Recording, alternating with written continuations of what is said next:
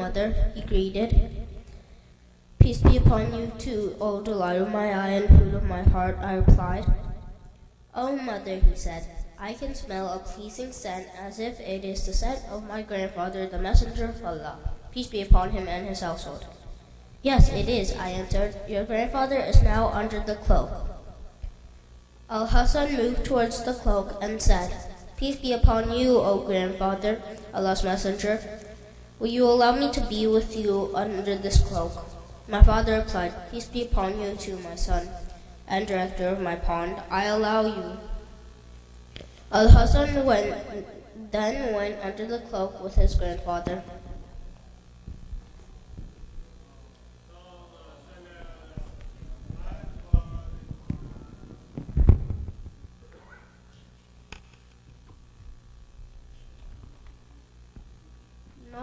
No more than another while passed before my son Al-Hussein came in. Peace be upon you, mother, he greeted. Peace be upon you too, O my son, delight of my eye and food of my heart, I replied. O mother, he said, I can smell a pleasing scent as if it is the scent of my grandfather, the messenger of Allah. Yes, I answered. Your grandfather and your brother are under the cloak. Al-Hussein then approached towards the cloak and said, Peace be upon you, O grandfather. Peace be upon you, O he whom Allah has chosen. Will you allow me to be Will you allow me to be with both of you under the cloak? My father replied, Peace be upon you too, O my son and intercessor of my people. I allow you. Al-Hussein then went with them under the cloak.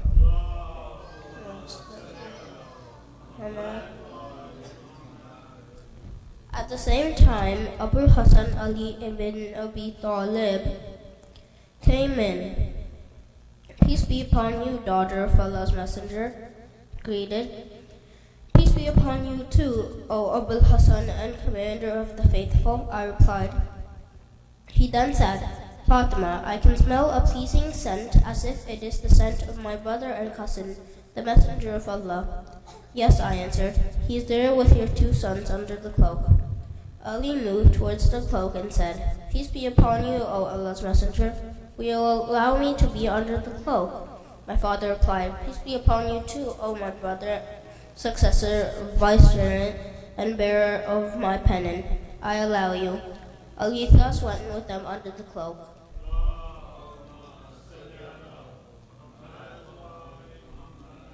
I then came towards the cloak and said, Peace be upon you, father, O Allah's messenger.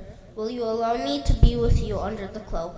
My father replied, Peace be upon you too, my daughter and part of my flesh. I allow you. I thus went with them under the cloak.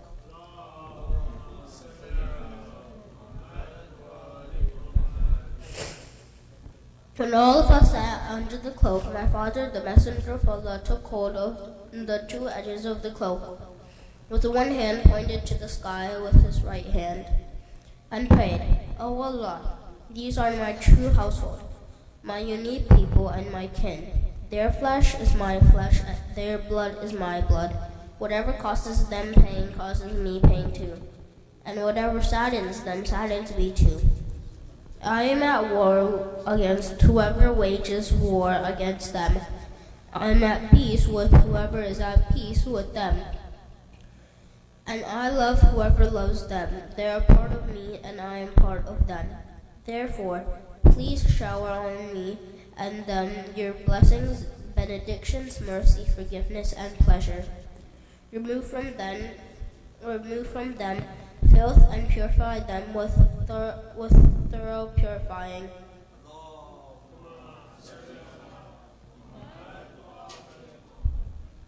Meanwhile, Allah the Almighty and All-Majestic said, O my angels and my inhabitants of my heavens, verily I have not created any well-established sky, extended land, glowing moon, shining sun, revolving planet, flowing ocean, or moving on ark, except for the love of these 5 individuals who are now under the cloak.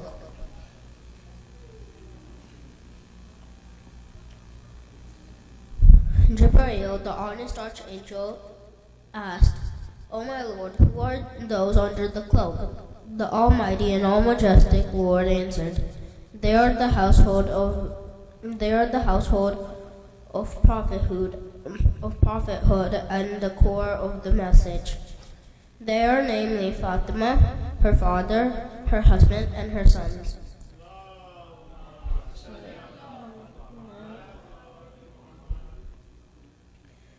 O my Lord, Jibreel asked, will you allow me to descend to earth to be the sixth of them? Allah the Almighty and All Majestic said, Yes, I allow you.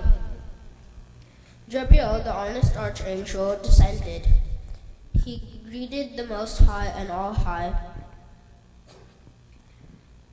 He greeted the Most High and All High Lord, conveys to you his greeting, expresses his special greeting and honoring to you, and says, By my almightiness and my majesty, I take this oath.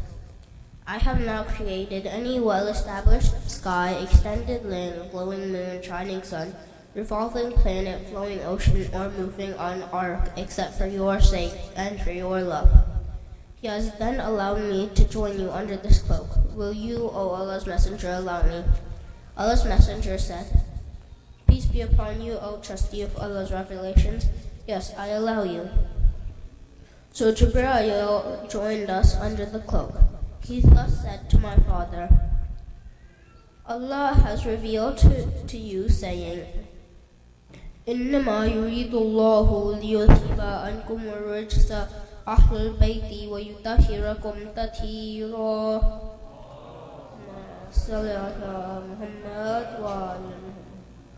Allah only desires to keep away the unclean from you, O people of the house, and to purify you a thorough purifying. Ali then said to my father, O Allah's Messenger, please tell me, what is the value of this gathering of us under this cloak in the sight of Allah?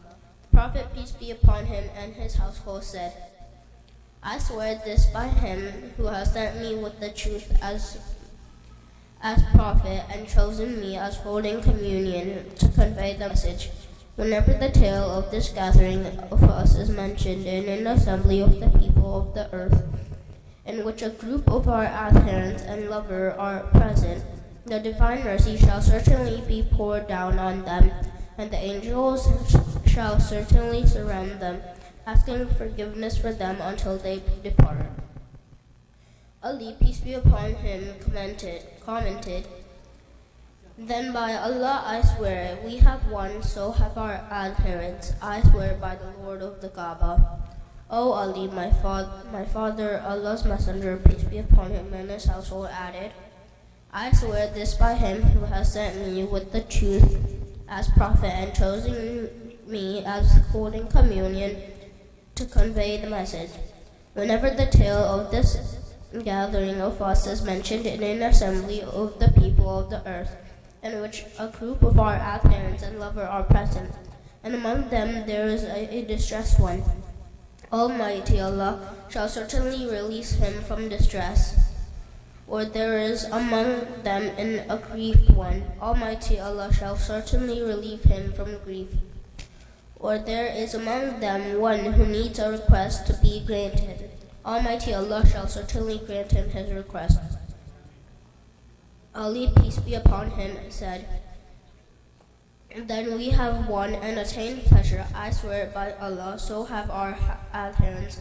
They have won and attained pleasure in this world and in the hereafter. I swear by the Lord of Kaaba. Salawat.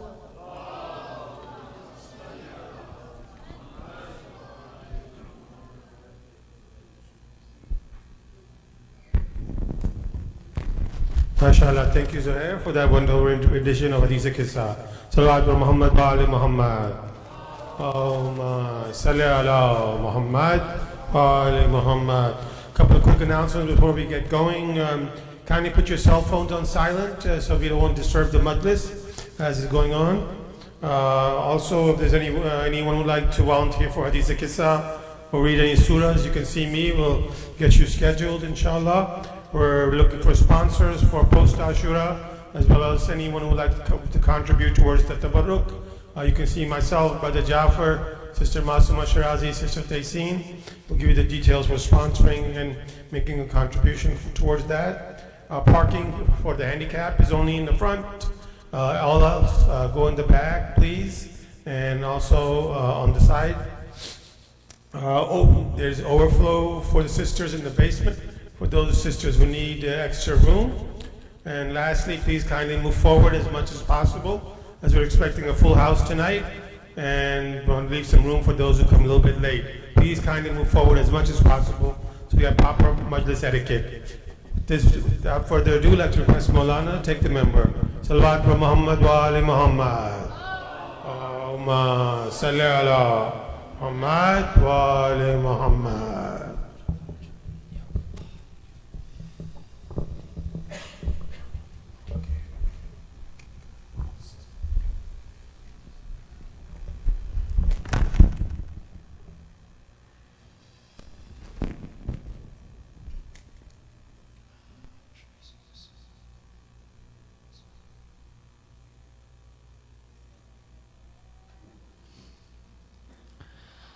السلام عليكم ورحمة الله تعالى وبركاته. بسم الله الرحمن الرحيم. الحمد لله رب العالمين، والصلاة والسلام على أشرف الأنبياء والمرسلين، حبيب إله العالمين أبي القاسم المصطفى محمد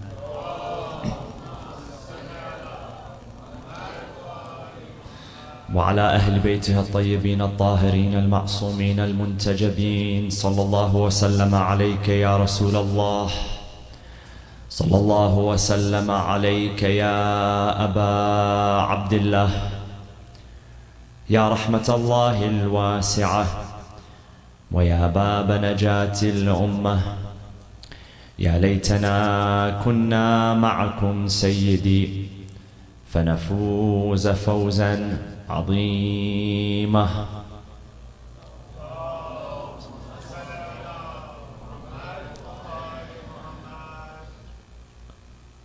أعوذ بالله من الشيطان الرجيم. بسم الله الرحمن الرحيم. المال والبنون زينة الحياة الدنيا والباقيات الصالحات خير عند ربك ثوابا وخير أملا. صدق الله العلي العظيم. وصلوا على محمد وآل محمد.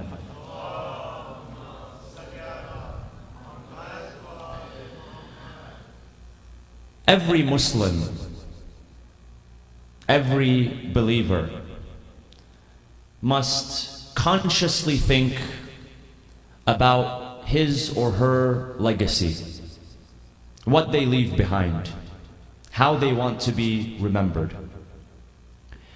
In one narration, we are told that when somebody passes away, the angels ask, "What has he sent forth?" while the family asks, "What has he left behind?" And after the inheritance is distributed, after the will is executed, after we are buried, there is little of the physical dimension of what we accomplished to be benefited from, unless it is tied to our spiritual offerings, which the Quran refers to as al-baqiyatu salihat. See, the beginning of the verse teaches al-malu wal-banun zinatul hayatud dunya. Children and wealth are the adornments of this world. In contrast to those, what is the adornment of the next world? Al-baqiyatu salihat. These are our enduring spiritual investments. So we must consciously ask ourselves, what type of legacy are we building? And when it comes to building and leaving behind a legacy, how do we go about doing that? Do we make an effort to make society a better place? Or do we think only about ourselves? How we will be remembered, how my name will be remembered. What about the offerings that we offer society? There are some who build and accumulate, but nothing of that remains behind. Nobody remembers the physical offerings that they left behind. But al-baqiyat al-salihat are the enduring spiritual investments that we make. Giving life, according to the Quran, one of the greatest spiritual investments that we can make is to give life to others. وَمَنْ أَحْيَاهَا فَكَأَنَّمَا أَحْيَا النَّاسَ جَمِيعًا. If you contribute to the spiritual nourishment and enrichment of another human being, in that you give them life, it is as if you have given life to all of mankind. And the opposite is also true. He who takes a life, it's as if he has taken the lives of all of mankind. So Islam is concerned with the spiritual investments that we make, the spiritual contributions, and the spiritual and moral resurrection of society. Imam Hussein alayhi salam led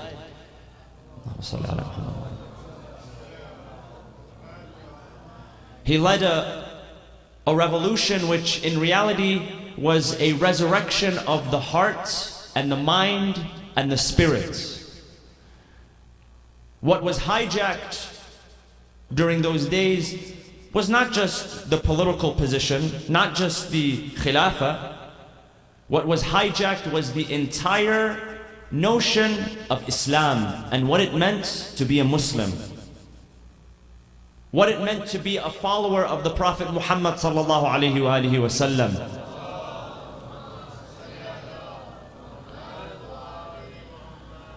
Within a few short years, almost nothing was known about the Quran except for its rasm, its typography. And even though many had memorized it in their hearts, there was no application of it. And this was evident in the policies that were instituted by the Banu Umayyah. And Imam Hussein alayhi salam, he pointed out this irony. He said, أَلَا تَرَوْنَ أَنَّ الْحَقَّ لَا يُعْمَلَ بِهِ وَالْبَاطِلَ لَا يُتَنَاهَى عَنْهِ. Do you not see, O people, when you ask me why I rise, do you not see that evil is no longer being forbidden and goodness is no longer being encouraged? That the religion of people has become nothing but the movement of their tongue, the movement of their mouth, their lips. إِنَّ النَّاسَ عَبِيدُ الدُّنْيَا وَالدِّينُ لَعِقٌ عَلَىٰ أَلْسِنَتِهِمْ. La'iq is the movement of the tongue, moving up and down. فَإِذَا مُحِّصُوا بِالْبَلَاءِ قَلَّ الدَّيَّانُونَ. Once people experience that pressure, their devout nature, their religiosity diminishes. It ceases to exist because it's just the movement of the tongue. So what are the best spiritual investments that we can make? Number one is in other people. God wants us to be people builders. Whatever role you take up, whether it's a doctor, an engineer, a scientist, a janitor, whatever it is, you have the opportunity to be a people builder. The Prophet, peace be upon him, says the following: خَيْرُ النَّاسِ مَنْ نَفَعَ النَّاسِ. The best of people is the one who benefits other people. If you want to know who is the best of people, who is the most valuable of people, what does it mean to be a high value man, a high value person? According to the Prophet, peace be upon him, he says, it is those that are of most benefit to one another. So we have to audit our offerings. We have to ask ourselves, when I pass, what benefit will people know me by? Or will they just know me by what I took from them, not what I contributed? I'll tell you a personal story. In 2007, in the summer of 2007, my father and my brother and I, we were touring some of the Scandinavian countries. And so we were in Stockholm, Sweden. And we happened to visit the Nobel Museum, named after Alfred Nobel, who the Nobel Peace Prize and the prizes in physics and chemistry are named after. And I had no idea about his story, about why and how he established the Peace Prize, the endowment that now awards these breakthroughs in peace and physics and chemistry and whatnot. I'm not sure if anybody here is familiar with the story, but Alfred Nobel was an inventor. And one of the products that he invented was an explosive material that's used in like dynamite and TNT. So it just so happened that his brother passed away around the same time that he had found this invention, and it was mistakenly written in the newspaper that he had passed away. They thought he had died. So someone had written his obituary. Imagine. One day he reads in the newspaper his obituary. Imagine if you were to read your obituary today, what would people say about you? So he read in his obituary, and it was his brother that had passed away, that one of his greatest contributions is this explosive material that is responsible for this destruction and that destruction. So he looked and he was shocked. He said, is this really how people are going to remember me by? He says, I don't want to be remembered for destruction and mayhem and this type of negative contribution. He said, so what I'm going to do, he said, I can't undo what I did, but what I can do is I can draw a line in the sand. And I can award people who make strides and accomplishments in establishing peace. And that's where the Nobel Peace Prize came from. And it moved forward to physics and chemistry and different fields of science. He said, I'll take whatever wealth I've made a lot of money off of this invention, and establish a fund, an endowment fund that will reward people who will seek to establish peace on earth, not chaos, mayhem, and destruction. And now when they award, Peace Prize winners and the Physics Prize, and comes with a hefty financial reward as well. That's all from the money that he took. He said, I've made a lot of money off of this, but I'm going to put that money towards good. How many of us will ever get the opportunity to read our own obituary? Hopefully none of us are put in this situation, but if we are, it would be eye-opening. This is why Amir al-Mu'mineen says, live your life in a way that people crave your company and they weep over you. They crave your company and they weep over you. Not the opposite of that. I've seen when some people have passed away and the closest people to them, their attitude is good riddance. Alhamdulillah, this person was a burden on us. This person was nothing but difficulty upon us. Imagine living that type of life. So he goes on to say, and these are from the words of Amir al-Mu'mineen alayhi salam. He says, "Kun wasiyya nafsik, waf'al ma'aha ma tuhibbu an yuf'ala ma'aha ba'da mawtik." Be your own wasi. A wasi is the executor of a will. You write a will for what you want to happen after you die. Who is going to, divide your property amongst your inheritors, amongst your heirs and all of that. He says, be the executor of your own will before you die. And act with yourself the same way you would like to be dealt with after your death. Imagine. How do you want to be dealt with after your death? Do you want to be respected and honored? Or do you want it that when your name is mentioned, people say, Nastajiru billah, we seek refuge in Allah. Treat yourself that way. Right now, treat yourself that way. Treat yourself as a person who is worthy of respect, a person who is worthy of honor, a person with high standards, so that whatever and however you treat yourself is how people will treat you after you die. In this way, you won't be shocked. You won't be looking up from heaven or wherever we will be and wondering, why are people remembering me this way and not this way? Be the executor of your own will. Think about how you want to be treated and treat yourself to that standard before you are subject to others' treatment. And don't minimize your contributions. The Prophet, peace be upon him, when he sent Imam Ali alayhi salam to Yemen to guide the people, he said the following. He said, Ya Ali, لَأَنْ يَهْدِيَنَّ اللَّهُ بِكَ رَجُلًا وَاحِدًا خَيْرٌ لَكَ مِمَّا طَلَعَتْ عَلَيْهِ الشَّمْسِ. Ya Ali, if one person was to be guided by you, just one person, you're going to go and provide guidance and teachings. If one person was to be guided to the right path because of your efforts, it is more beneficial than anything which is under the sun. Which is what? This entire dunya. This entire dunya is under the sun. The guidance of one individual, one person. He says that if it was just one person, and this is Ali ibn Abi Talib alayhi salam. So when you contribute, don't think that you have to change an entire community. You have to change an entire society. You have to change the world. If you can offer one word of admonishment, if you can heal one broken heart.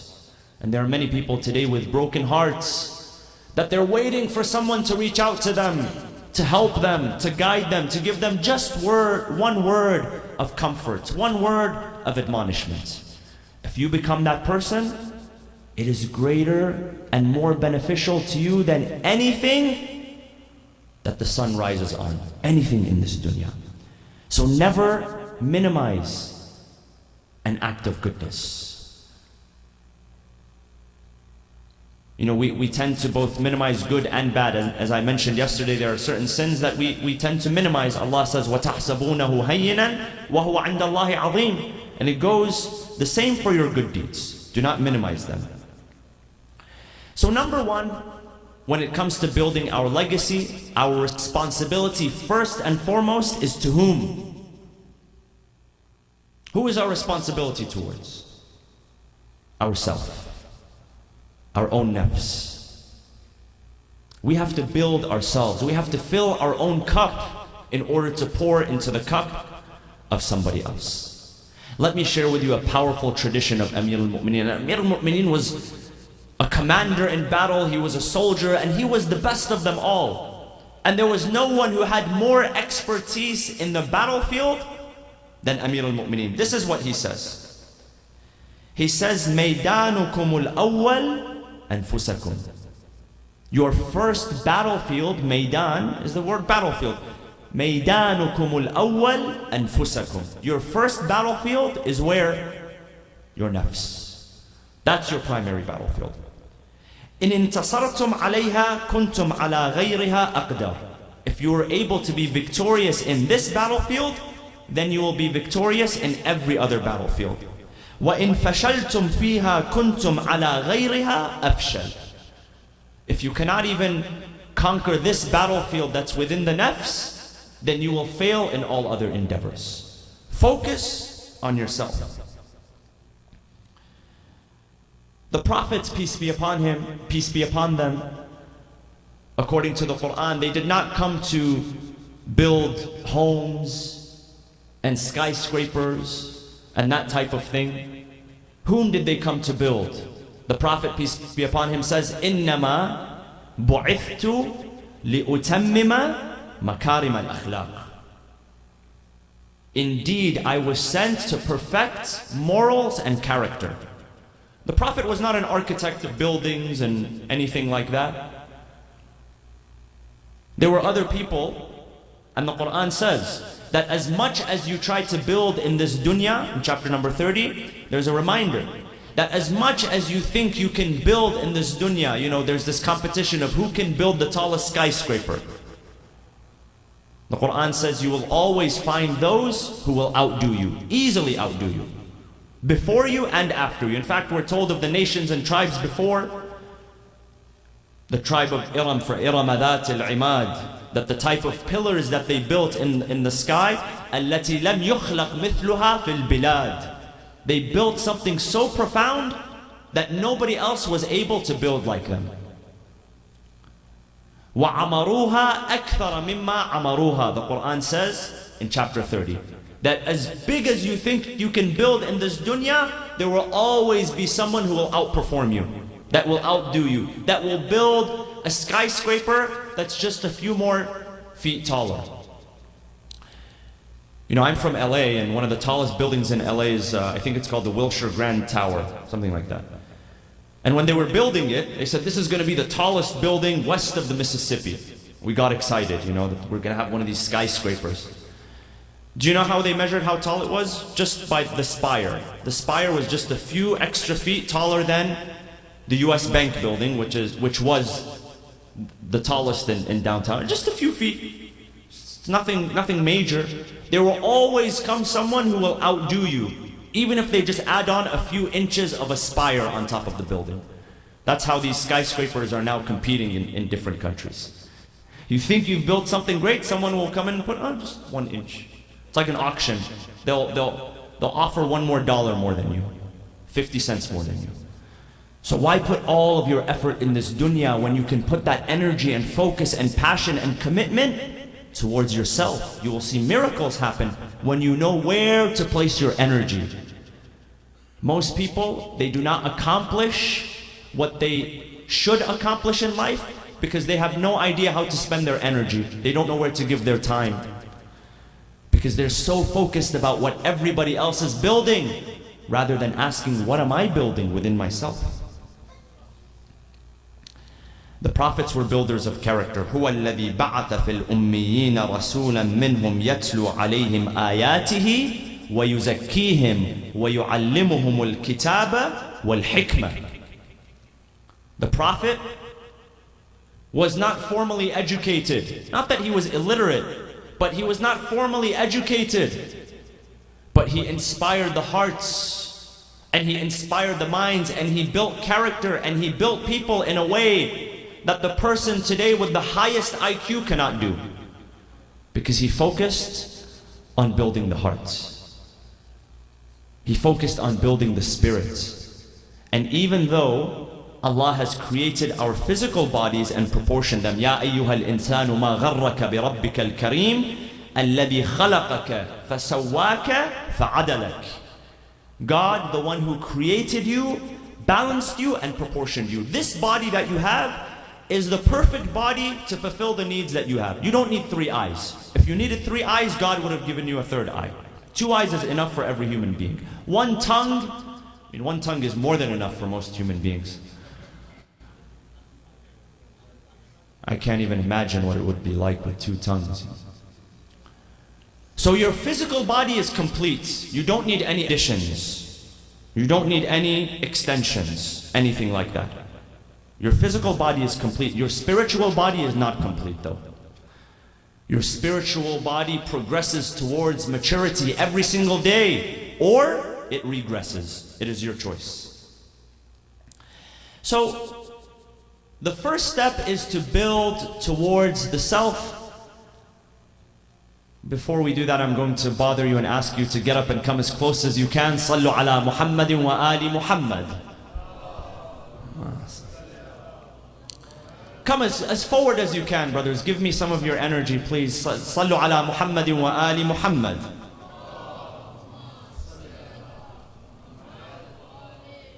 For the love of Lady Fatima Zahra, Sallu ala Muhammadin wa ali Muhammad. And come as close as you can, brothers.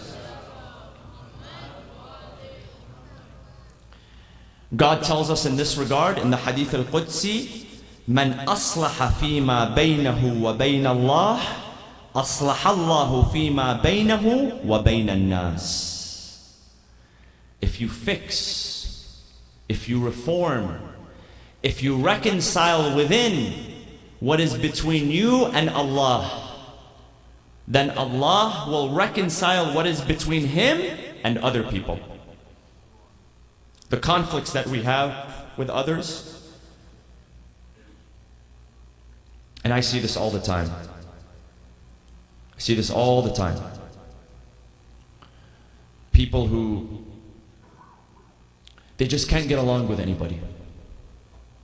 And then you look into the reason, and you find that their relationship with Allah comes last place.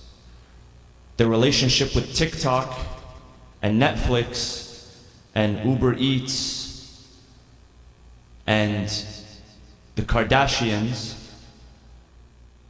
and every useless, energy-sucking, energy-draining thing out there is number one on the list.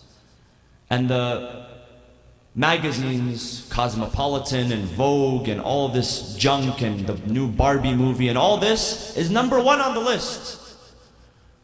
Where's your prayer? Number 50? Number 100? And I see this all the time. When they can't settle down with people, before I used to try to think, Ya Allah, what's this? Now I ask them, what are your habits? Give me 3 or 4 of your daily habits. The answer is right there. If you don't fix what is between you, within your nafs and Allah, you will always have problems with people, always. But if you fix what is within yourself, Allah says in the Hadith Qudsi, أَصْلَحَ اللَّهُ فِي مَا بَيْنَهُ وَبَيْنَ النَّاسِ. God will take care of your relationships with people if you just fix what is within you and Him. So your change is in your own hands, brothers and sisters, especially my young ones who are listening. You are malleable. You're at an age where you're malleable. Learn, absorb as much as you can, develop your curiosity, travel if you have to. I mentioned the hadith the other day that God tells the Prophet Dawood, I have granted 5 at the expense of 5. I have granted knowledge and understanding at the expense of your comfort and your fullness. If you're always comfortable, if your stomach is always full, if you don't have to struggle for anything, you won't reach your highest potential of ma'rifah. You have to feel some hunger. You have to. You cannot always be comfortable. So, this is number 1. Number 1, we have a responsibility when it comes to building your legacy, is building yourself. Self-building. Then you can start to extend to others. Number 2 is seeking in-depth knowledge. And we mentioned this briefly the other night. Seeking in-depth knowledge. Ma'rifah. The Prophet, peace be upon him, would tell us, Sallu ala Muhammadin wa ali Muhammad. He says, طَلَبُ الْعِلْمِ فَرِيضَةٌ عَلَى كُلِّ مُسْلِمٍ وَمُسْلِمَةٍ. And usually the Prophet, peace be upon him, says Muslim, in one gender. But here specifically he said Muslim wa Muslima, male and female. It's not just the responsibility of one. It is the responsibility of both. Fariḍa, meaning it is obligatory for you to gain knowledge. It is one of the wajibat for you to seek knowledge. Don't just follow because your parents are following. Don't just wear black and show up to the majlis just because your parents say, why are you doing it? Have you ever thought, why am I doing this every single year on repeat? You have to ask yourself that question. And you have to be convinced. You have to have conviction in your heart. A man once asked the Prophet, peace be upon him, he said, if I have 24 hours to live, what should I do with the 24 hours? What was the response of the Prophet, peace be upon him? اطلب العلم. Gain knowledge. Why? When you gain knowledge, not only can you disseminate it to others, not only can you make society better, but you become a better person. You become an enlightened person. And when you become better, your opinion of Allah changes. So if you had 24 hours and that knowledge that you gained increased and enhanced your opinion of God, then do it. Because the more we learn about this world, the more it enhances our opinion of Allah subhanahu wa ta'ala. It's important to have a good opinion of God, to perceive God in a positive way. The Quran says that among the attributes of the non-believers and the hypocrites, and this is mentioned in Surah Al-Ahzab and other chapters, وَتَظُنُّونَ بِاللَّهِ الظُّنُونَ, that they have suspicions regarding God. They suspect from God the worst, and they expect from God the worst because of their beliefs, how they perceive God. How do you perceive God? Is God a boogeyman who's out to hurt you, waiting for you to slip so that He punishes you and He annihilates you? Or is He a merciful God? One narration, Hadith Qudsi, it says, أَنَا عِنْدَ ظَنِّ عَبْدِي بِي, I am as my servant believes of me. Some people, they ask, does God love me? Is God interested in me? Does God know I exist? God says, I am whatever you believe in me. If you believe I am compassionate, then I am compassionate. You will feel compassion. If you believe I am angry and resentful, that's what will manifest in your life. This is the way that you will feel it. So what do you believe of God? And when you seek knowledge and enlightenment, even if it's just 24 hours and you don't have the chance to spread it, at least it enhances your own belief of God, so that when that 24 hours expires, you have husnul dhann. You have given Allah the benefit of the doubts. And how powerful is it to give Allah the benefit of the doubts? Imam Zayn al-Abidin talks about this and mentions this in Dua Abu Hamza. متنجز ما وعدت من الصفح عمن أحسن بك ظنا. I am anticipating the forgiveness that you have promised those who give you the benefit of the doubt. Husn al-dhann. And knowledge enhances our perception of Allah subhanahu wa ta'ala. In another narration, he says, طلب العلم أفضل عند الله من الصلاة والصيام والحج والجهاد في سبيل الله. Seeking knowledge is greater and more beneficial in value than all of your prayers, all of your fasting, all of your pilgrimage, and fighting in the way of Allah. These are all acts which benefit the self. When I pray, I'm benefiting myself. Yes, if somebody prays behind me, or if my children watch me pray and they're inspired by me, then yes. But the prayer in and of itself, it's only benefiting my spirit. Talabul ilm, seeking knowledge, is greater than all of those. And that's why when you pray, you need to think about your prayer. Think about every action. What is the purpose of the ruku'? What is the purpose of the sujood? What is the purpose of the tashahhud?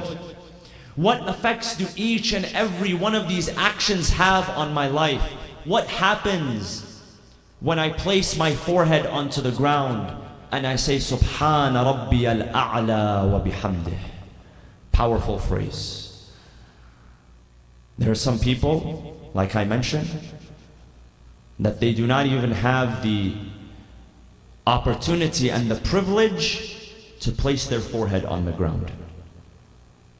The shaitan has robbed them of that, and they go years without placing their forehead on the ground. What kind of cumulative and compound effect does this have on the nafs? Sometimes we miss a prayer, or we delay a prayer, and it's like you can't sit still. What happens when we abandon and we neglect for years? Think about your prayer. When you agree with the philosophy of the prayer, then nothing can shake your belief. But if you don't agree with it, if you don't understand the philosophy behind it, one day someone will pass and say, hey, you look ridiculous putting your head on the floor. Why don't you practice meditation, kumbaya, mindfulness, whatever junk and distractions are cool these days that people try to replace the prayer with. And people are convinced of these things. Muslims, I'm talking about Muslims, Shia, followers, lovers of Ahlul Bayt alayhim as-salam. What other practice do you have which is better than placing your forehead on the ground? Subhana Rabbi al-A'la wa bihamd. Do you know the weight of these words? When you glorify God, you are doing what the angels have been doing for hundreds of thousands of years. They say in the Quran, وَنَحْنُ نُسَبِّحُ بِحَمْدِكَ وَنُقَدِّسُ لَكَ. That one Subhana Rabbi al-Azim or Subhana Rabbi al-A'la, is imitating what the angels have been doing for tens of thousands and hundreds of thousands of years, since the beginning of their creation. Imagine the weight and the reward of it. Going back to knowledge, the Prophet, peace be upon him, also reminds us, عَالِمٌ يُنْتَفَعُ بِعِلْمِهِ أَفْضَلُ مِنْ 70 عَابِدٍ. One scholar, one person of knowledge, who people benefit from his knowledge, is greater than 70 worshippers. 70 people who lock themselves in a room and worship a monk, one person of knowledge is greater than 70 of them. So to disseminate knowledge. He says, تَذَكُّرْ الْعِلْمِ سَاعَةٌ خَيْرٌ مِّن قِيَامِ اللَّيْلِ. Learning for 1 hour is greater than praying for the entire night. Tadabbur, tafakkur. Now, the Prophet, peace be upon him, says the following. Even though he was the most knowledgeable, right? We agree that the Prophet was the most knowledgeable, that God had given him all the knowledge that was required for him to fulfill the mission. According to some narrations in Al-Kafi, that they have been given the knowledge of ما كان وما يكون وما هو كائن إلى يوم القيامة. The knowledge of what was, and the knowledge of what is to be, and the knowledge of what is until the day of judgment. But this is what the Prophet says. He says, لا بورك في يوم تطلع علي الشمس لا أتعلم فيه علما. He says, the day where the sun rises and I do not learn something new is not a blessed day. It's not a day of blessings unless I learn something new. We can't just be emotional adherents to Islam and the madhab of Ahlul Bayt. We have to be intellectual adherents to Islam and Ahlul Bayt. How many people are simply emotional adherents?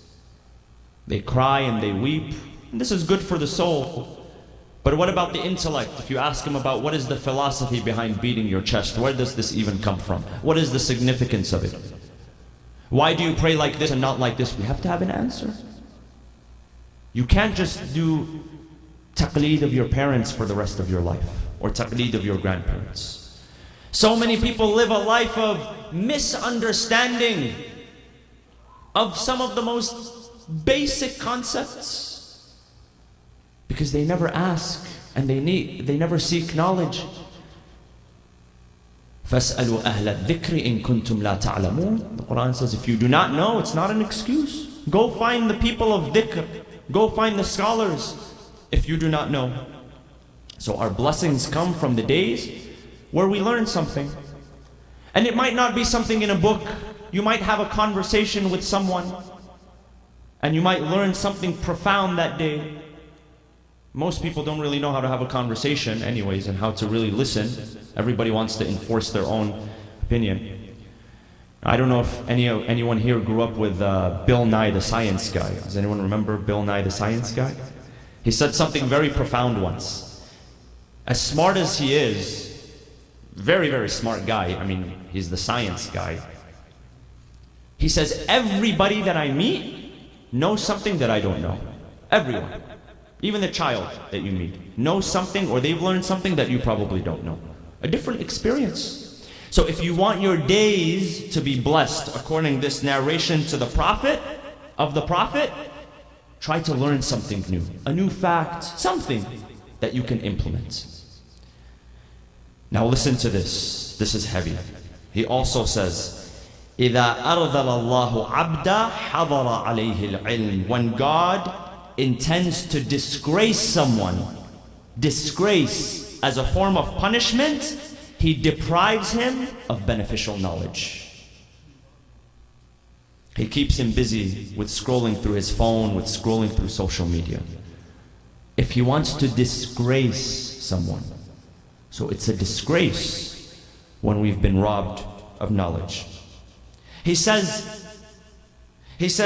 إن الملائكة لتضع أجنحتها لطالب العلم رضا به. طالب العلم, the seeker of knowledge, the angels come down and they lower their wings out of humility for the students. And when an angel lowers its wings, in the Quran we read, وَخْفِضْ لَهُمَا جَنَاحَ الذُّلِّ مِنَ الرَّحْمَةِ. Lower the wings of humility. For whom? Your parents. The student of knowledge, the angels themselves, they descend and they lower their wings for him. Meaning that the angels are humbled by the students of knowledge. He says, مَا تَصَدَّقُ النَّاسِ بِصَدَقَةٍ أَفْضَلُ مِنْ نَشْرِ الْعِلْمِ. The best form of charity is to disseminate knowledge. One day, Al-Imam Ali ibn Musa al-Rida, salawatullah wa salamu alayhi,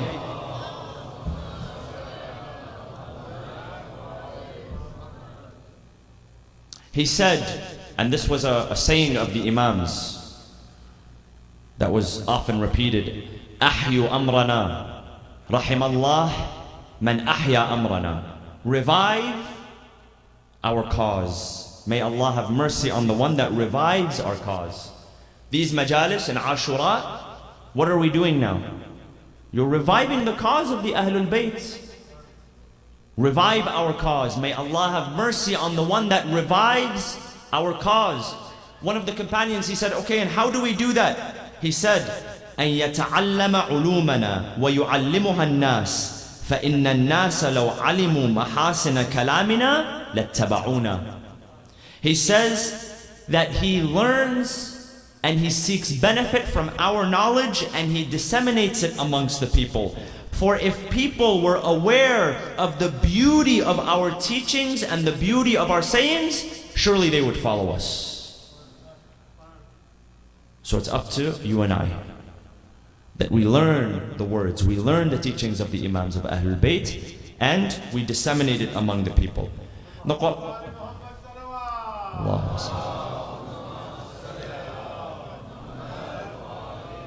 Now think about this. Allah subhanahu wa ta'ala created the Prophet Adam in an excellent form. Nothing wrong with his body, nothing wrong with his shape. He says, وَعَلَّمَ آدَمَ الْأَسْمَاءَ كُلَّهَا. He taught him all of the names, the nature of everything.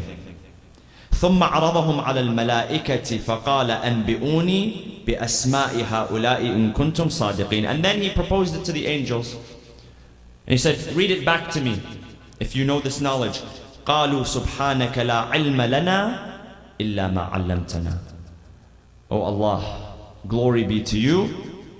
We do not know except what you have taught us. إِنَّكَ أَنْتَ الْعَلِيمُ الْحَكِيمُ قَالَ يَا آدَمُ أَنْبِئْهُمْ بِأَسْمَائِهِمْ.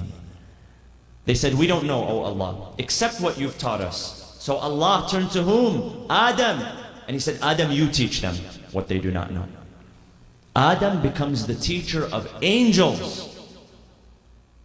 Angels who have served God for thousands of years. A man who was just born, who was just made out of clay, now becomes the teacher of the angels. Do you understand the magnitude of human capacity now? And we are all the children of Adam. You have the ability to become a role model and a teacher for whom? The angels of Allah subhanahu wa ta'ala. Imagine the kind of glory and honor that comes with it. So number one, we said self-building. Number two, we said seeking deep knowledge. And the third is production. Now that you've earned, you have to produce. You have to disseminate. According to one narration, the Prophet says, "Man ta'allama وَعَلَّمَ وَعَمِلَ لِلَّهِ." There are three aspects. One is ta'allam. He learns, he acquires the knowledge. The second, وَعَلَّمَ, teaches. The third, وَعَمِلَ لِلَّهِ, and applies those teachings for the sake of Allah. Number one is you learn. Number two is you teach. And number three is you practice what you've learned in the way of God. What becomes the result of that? كُتِبَ فِي مَلَكُوتِ السَّمَاوَاتِ عَظِيمًا. His name is written in the highest of the heavens, because he has made full use of the knowledge that Allah has given him. He's not been selfish with it. So many people in today's world, they're selfish with the knowledge that they have. If I learn something, I can't teach it to my friend because if he learns it, he's going to get ahead of me. If I'm doing something right in my business, keep those secrets. Because if you teach it to your friend, the person who is earnestly seeking help, he's going to take advantage of it. And I'm not saying you have to reveal absolutely everything. You know, there is proprietary information, copyrighted information. You know, we respect all of that. But general knowledge, the process is you learn, you teach, and then the highest and the best one is you apply lillah, for the sake of Allah. Your name becomes written in the highest of heavens. So production, we need production. You know, we in this country were lacking.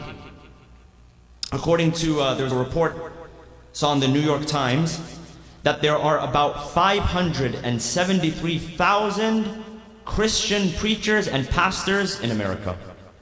Compared to how many Muslim preachers and pastors? Roughly about 500. Only 500? For a country of 350 million? And we need homegrown leaders that speak the language, that understand the intellect. You, young people, the burden is on you. Sorry, it's on you. It's on your shoulders. Your parents did everything that they could, and your parents, one day you need to sit with your parents. And instead of saying, Mom, Dad, give me, say, Mom, Dad, what did you do to get to this country? What sacrifices did you give? Who did you have to say goodbye to permanently? Your parents won't always tell you. You have to ask them. Your parents don't want to burden you with anything that would make it more difficult. You go to your parents and ask them this question. They got you here. They don't have a responsibility. Your parents don't owe you everything. I see so many young people today, not many, but a few of them, enough of them, that have such an entitlement mentality. Mommy and daddy have to give me everything. Did mommy and daddy get everything from their parents? Maybe some did, but the vast majority did not. The burden is on you. And you don't have to be wearing a turban and sitting on a minbar to teach Islam. There are so many different ways to disseminate the message. If you want to take this route, then take this route if it's available for you. But learn, become a teacher, become a propagator for Islam, become a reviver for the teachings of Islam. This is what we learn from the tradition of the Ahlul Bayt alayhi salam. Sallu ala Muhammadin wa ali Muhammad.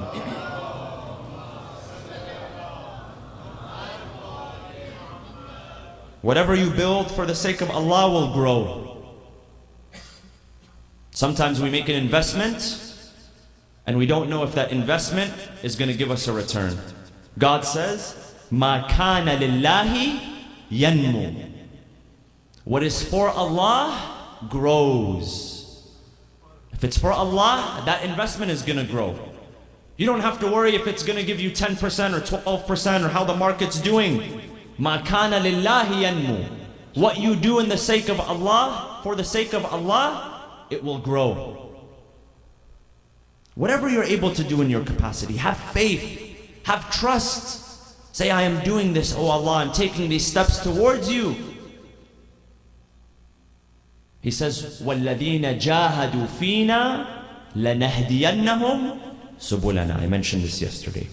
Just put in the efforts. Have clarity of intention and put in the effort. God says, I will show you the path. I will show you the way. Don't worry about the way.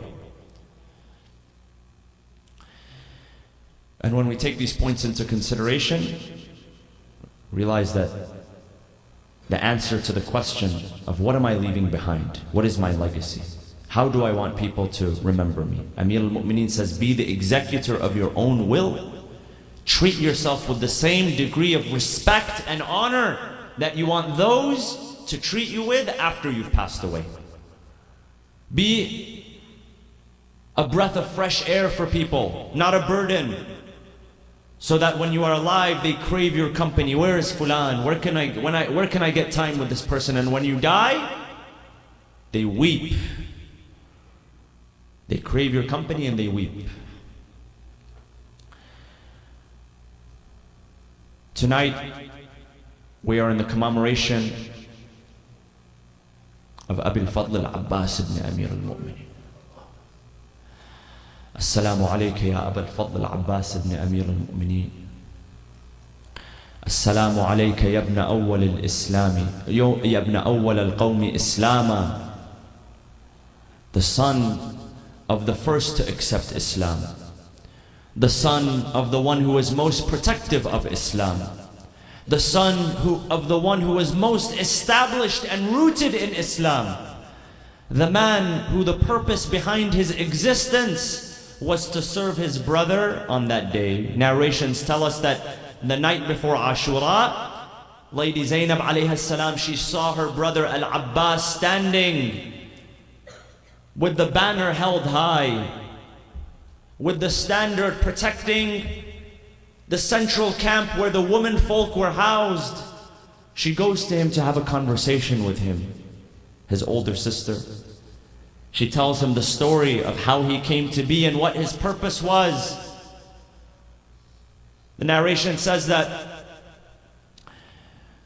when Lady Fatima alayhi salam passed away and Amir al-Mu'minin sought to remarry, that he turned to his brother Aqil, who was an expert in genealogy, who knew the families, who knew what family was known for courage, what family was known for its bravery. And so he turned to him, he said, Ya Aqil, I have a mission for you. Find me a family, a noble family. Find me a woman from that family who can birth children, sons who would be valiant, who would be courageous. I have a mission for them to protect my son Hussein during the most difficult times, because difficult times are ahead of us. And al-Bani, Fatima bint Hizam, this noble woman, the first of her children to be born was Abu al-Fadl al-Abbas.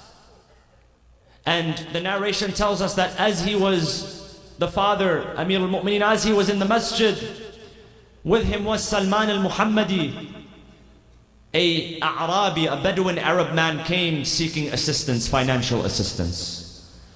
So he said to Salman, go to the home. It was only a few steps. So go to the home, Salman, and bring to me something that I can give to this man. So as Salman went, he was greeted at the door by Lady Zainab, who gave him the contribution, who gave them the donation to give. And she said, by the way, al-Banin has just given birth, and she had carried Abu al-Fadl al-Abbas for 7 months. But she has just given birth. So Salman went back. He gave the news to Amir al-Mu'minin. Amir al-Mu'minin said, bring him to me. Bring my baby to me. Bring him here so that people can witness. So he was brought in a cloth. He was swaddled, like how babies are swaddled, to keep them comforted, to keep them protected. When you swaddle a baby, you wrap the arms very tightly to the body. So he was brought to his father. And according to the narration, his father greeted him in the following way. He said, Assalamu alayka ya saqi utasha Karbala. Peace be upon you, the one who will seek to quench the thirst of the thirsty in Karbala. He began to examine him. He removed his arms from the swaddle. He began to kiss them. al-Banin, she received this news. She said, what is it, Ya Amir al-Mu'minin? Is something wrong with my boy physically? Does he have a defect? Why are you checking his arms? What is going on? Said to him, my lady al-Banin, these arms will be severed for the sake of his brother Hussein one day.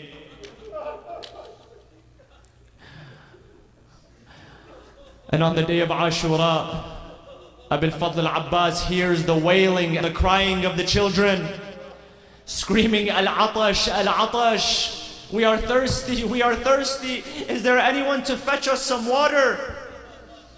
He seeks permission from his brother, Al-Hussein alayhi salam. Imagine this conversation between the two brothers. Imagine how difficult it is on the heart of Hussein. He says to him, أبا الفضل أنت حامل لوائي والعلامة من بعدي. You are my standard bearer. You are the one who I have hopes to stay behind and protect the women and children. If your banner falls, who will be there to protect the women and children?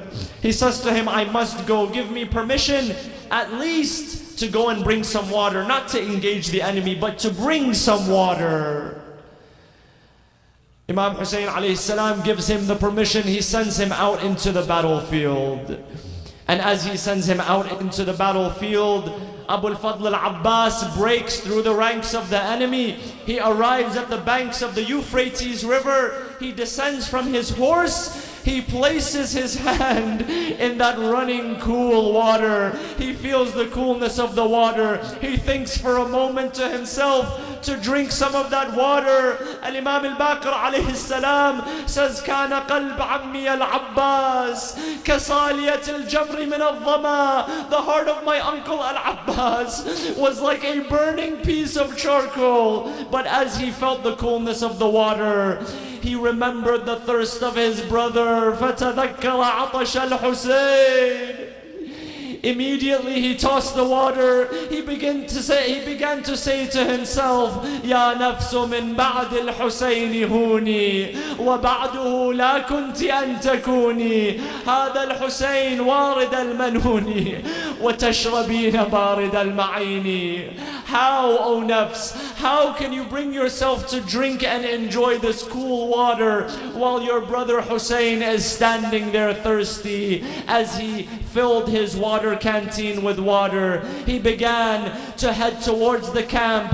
He mounted his horse, and as he began to move towards the camp, one of the cowardly enemy soldiers came out from behind a tree. He struck him on his right arm, severing it. Abu al-Fadl al-Abbas realizes that now he must face them and engage them in battle. He says, Wallahi in qata'atumu yamini inni uhami abadan an dini. By Allah, if you sever my right arm, I will continue to defend my faith and to defend the grandson of the truthful one. As he begins to progress forward, another soldier comes out from behind a tree, striking him on his left arm, severing his arm. He says, Wallahi قد قطعوا ببغيهم يساري فأصلهم يا رب حر النار. Oh Allah, you see the crimes they are committing.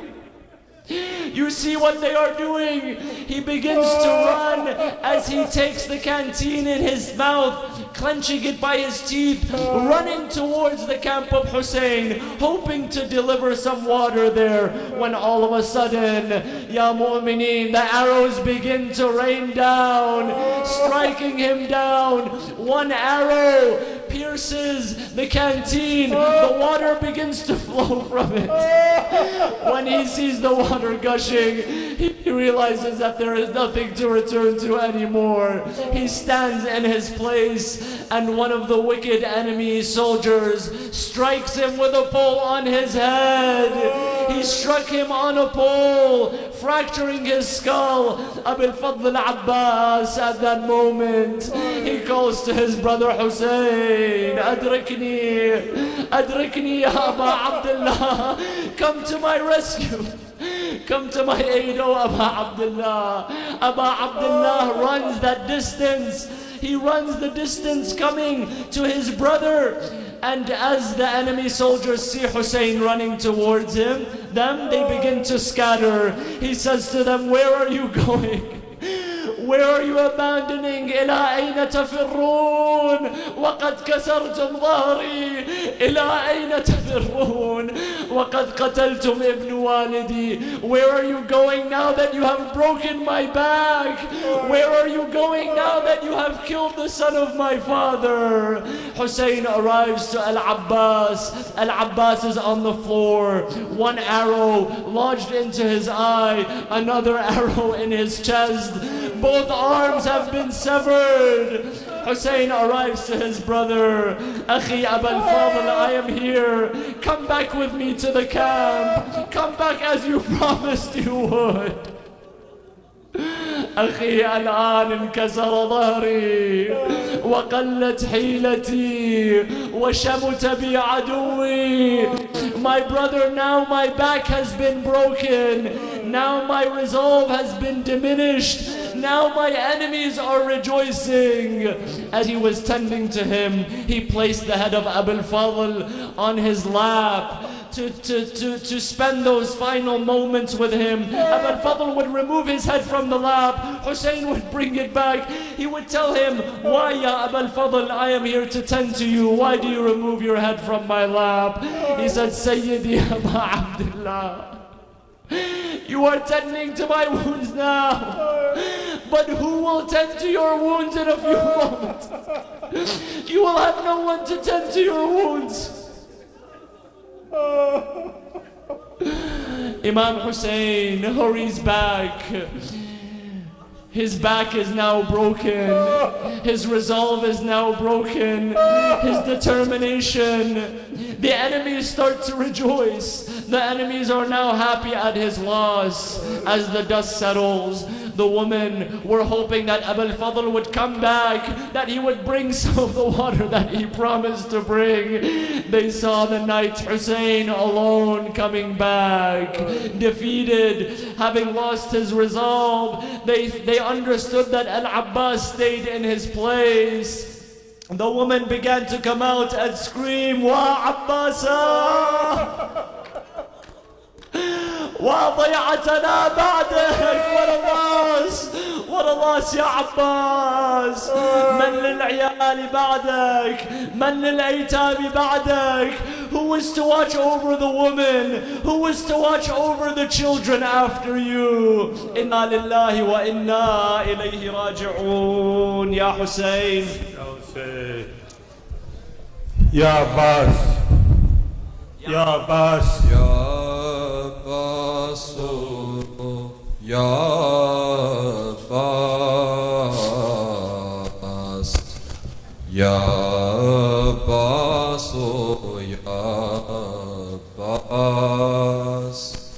Ya Abbas, Ya Abbas, Ya Abbas, Ya Abbas.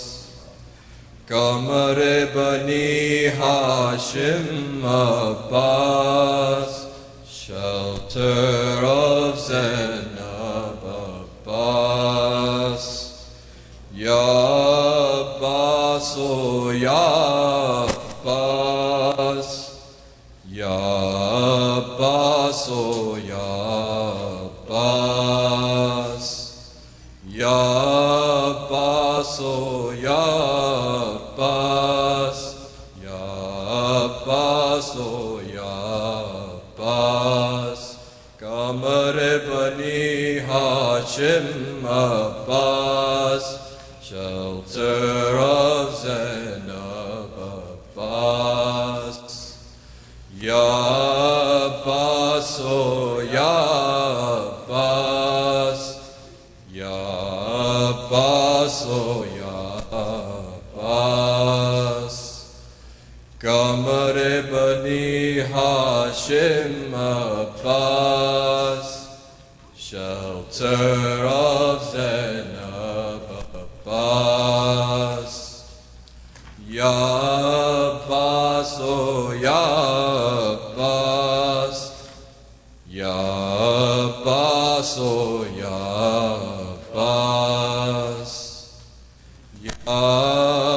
Abbas, Ya Abbas, Ya Abbas, Ya Abbas, Ya Abbas.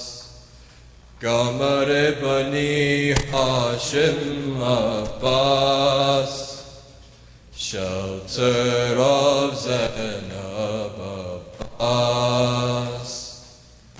Ya Abbas, Ya Abbas, Ya Abbas, Ya Abbas.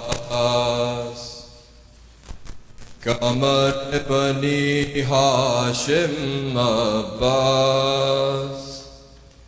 shelter of Zainab Abbas. Ya Abbas, oh Ya Abbas, Ya Abbas, oh Ya Abbas. Pride of Amir al-Mu'mineen, Ayin of al-Baneen. Pride of Amir al-Mu'mineen, Lion of al-Baneen. Lion of al-Baneen. Who can be brave as you, Mawla? Who can be brave as you, Mawla? Who can your loyalty surpass? Ya Abbas, oh Ya Abbas, Ya Abbas, oh Ya Abbas.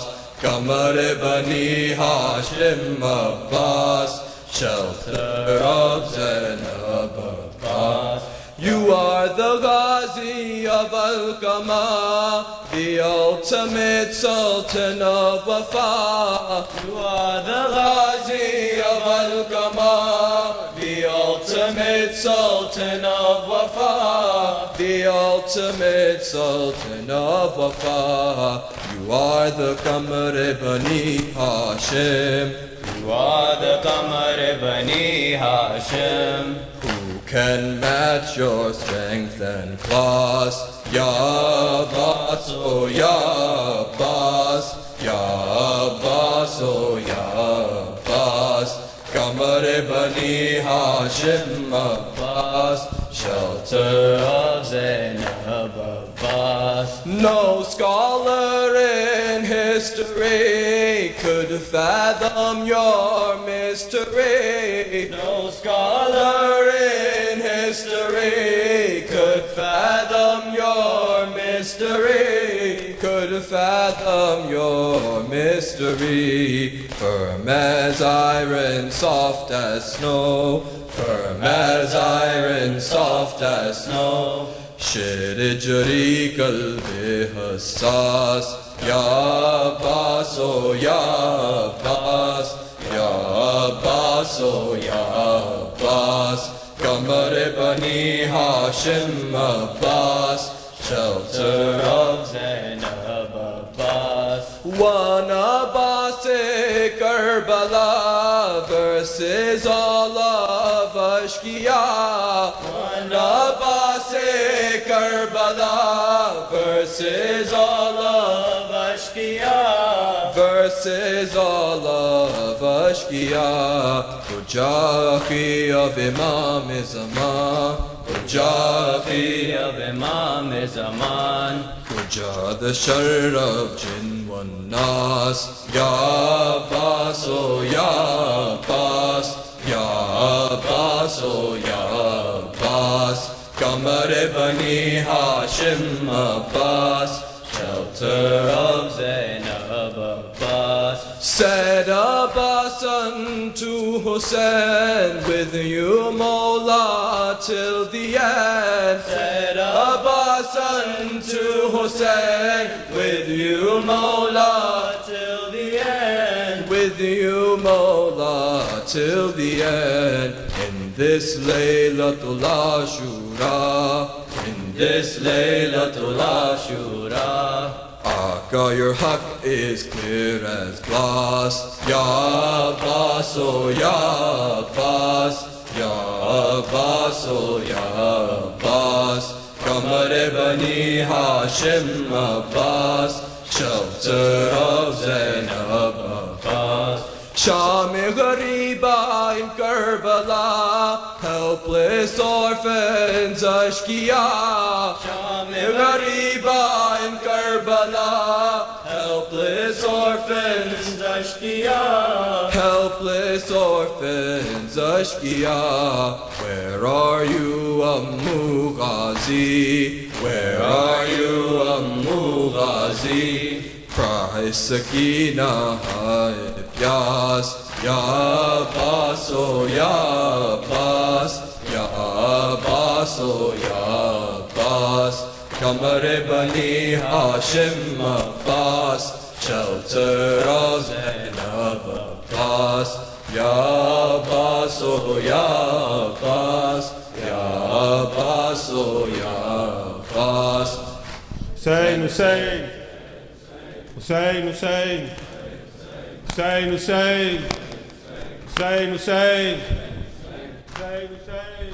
بیٹا ہے تو علی کا زہرا کی تو دعا ہے شبیر تیرا آقا البانین ماں ہے ہر صورت و چلن میں حیدر سے نہ جدا ہے تا حشر تجھ سے قائم دنیا میں بس وفا ہے عباس عباس عباس عباس عباس عباس عباس عباس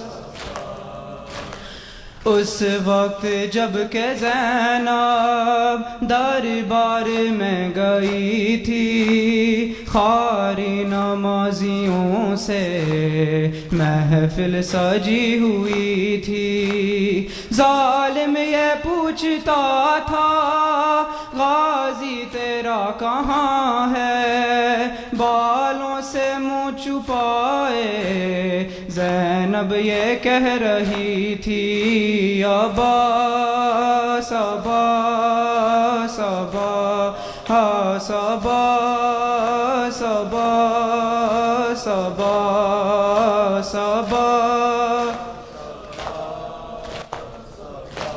شام غریبہ میں جس کا کرتا جل گیا ہے کانوں سے بالیاں بھی شمر لے گیا ہے اس بے کسی سے مولا بچی کوئی نہ تر سے فرش عزا پہ رو کر ہر دل یہ کہہ رہا ہے عباس عباس عباس عباس عباس دل کی مراد غازی تیرے علم سے پائیں روتی ہوئی جو مائیں تیرے علم پہ آئیں زہرا کے درد پہلو کا دیتی ہے واسطہ فضا کی کنیزی میں ان کا بھی نام آئے عباس عباس عباس عباس عباس عباس عباس تیرے علم کو تھامے ہر شخص کہہ رہا ہے مظلوم کربلا کا زینب کا واسطہ ہے پردیسی کوئی ایسا پردیس میں نہ اجڑے صدقے میں اس کے جس کا گھر بار لٹ گیا ہے عباس عباس عباس عباس عباس تقدیر کے ستائیں تیرے در پہ سر جھکائیں اشکوں کی التجا ہوں غازی تجھے سنائیں بیماری ساری باں کے زخموں کا واسطہ ہے جتنے بھی خستہ دل ہیں مولا شفا وہ پائیں عباس عباس عباس عباس عباس عباس Hussein, Hussein, Hussein, Hussein, Hussein, Hussein. Ya Abbas. Ya Abbas. Ya Abbas. Ya Abbas. Ya Abbas. Ya Abbas. Ya Abbas. Allahumma salli ala Muhammad wa ali Muhammad. Please kindly do wuzu. If you need to do wuzu, we'll be starting salat momentarily. The tabarruk is outside in the tents. Anyone would like to sponsor any majlises post Ashura or contribute towards the tabarruk on a nightly basis, you can see me, Brother Jafar, Sister Masuma Sharazi, or Sister Taysin. Thank you.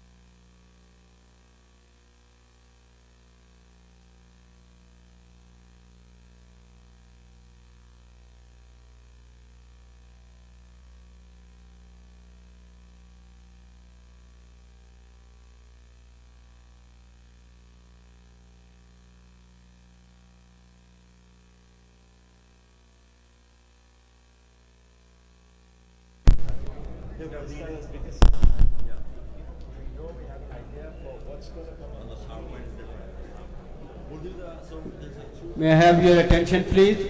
It's time for Adhan. So please form the saf. Get ready for the salat. In 30 seconds, we're going to call the Adhan. Inshallah.